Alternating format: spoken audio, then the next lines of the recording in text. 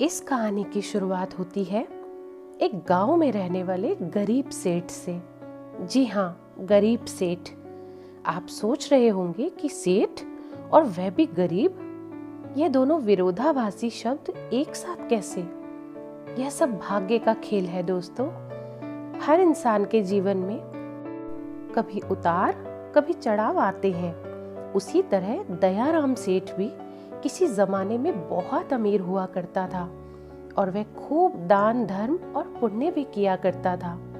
लेकिन समय पलटा और वह धीरे धीरे अपना धन खोता गया और आखिरकार आज इस हालात में पहुंच गया कि लोग उसे गरीब सेठ के नाम से जानने लगे।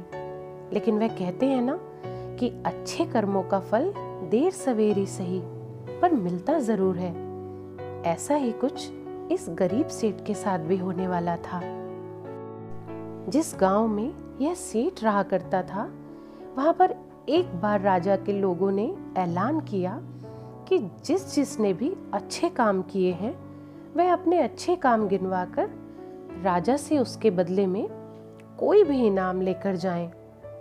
इस ऐलान को सेठ की पत्नी ने सुन लिया।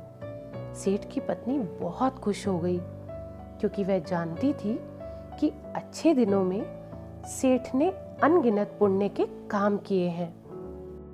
यह बात जब पत्नी ने सेठ को बताई तो सेठ भी खुश हो गया और बोला, अगर ऐसा है तो फिर हमें तो बहुत बड़ा इनाम मिलना चाहिए, क्योंकि हमारे अच्छे कामों की सूची बहुत बड़ी है। अगले दिन सेठ सुबह सुबह 4 रोटियां बांधकर राजा के महल की तरफ चल पड़ा। सेठ के घर से राजा का महल काफी दूर था। सफर लंबा था।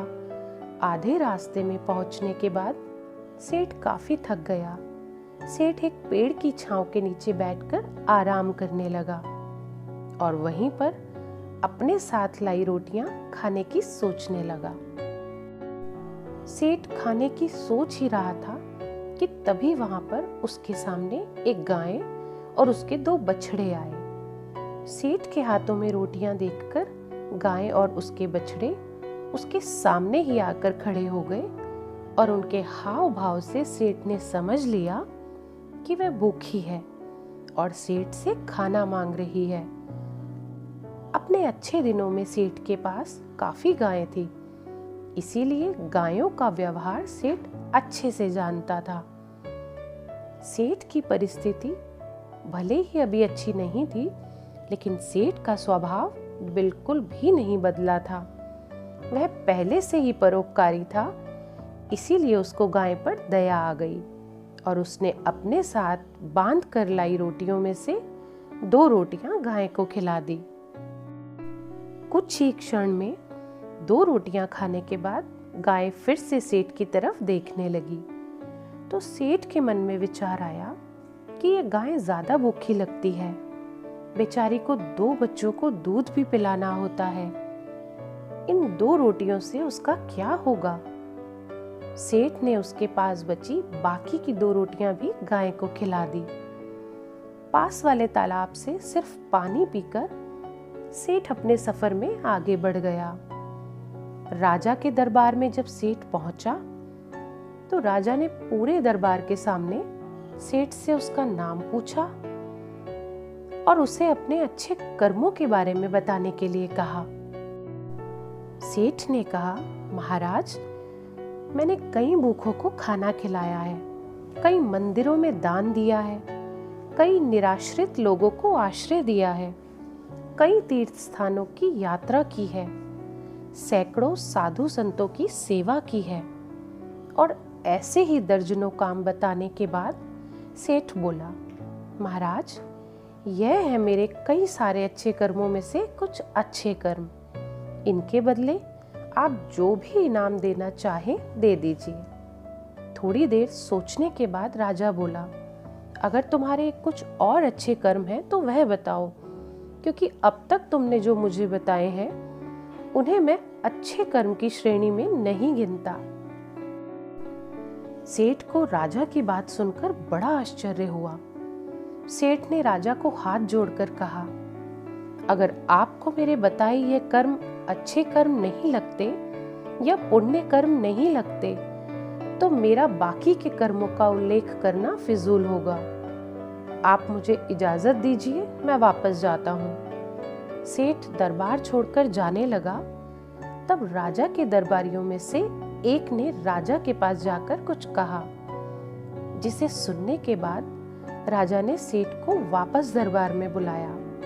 राजा बोला, तुमने अपने आज किए अच्छे कर्म के बारे में तो बताया ही नहीं। सेठ बोला, महाराज, आज मैंने कोई अच्छा काम किया ही नहीं, तो फिर मैं आपको कैसे बताऊं? राजा ने उसी दरबारी को खड़े होकर सारी घटना बताने के लिए कहा, जिसने राजा को उसके बारे में बताया था। दरबारी खड़ा हुआ और बोला, महाराज, जैसे कि मैंने आपको बताया, मैं उसी गांव में रहता हूं जहां पर यह सेठ आराम करने बैठा था, और मैंने वहां देखा कि कैसे इन्होंने अपना सारा खाना पास आई गाय को खिला दिया और खुद बिना खाए सिर्फ पानी पीकर भूखे रहे। सेठ को पता चला कि राजा किस बारे में बात कर रहा था, तो सेठ ने राजा से कहा, किसी जानवर को खाना खिलाना कौन सा पुण्य का काम है, और इस बात को तो मैंने कब का भुला दिया था।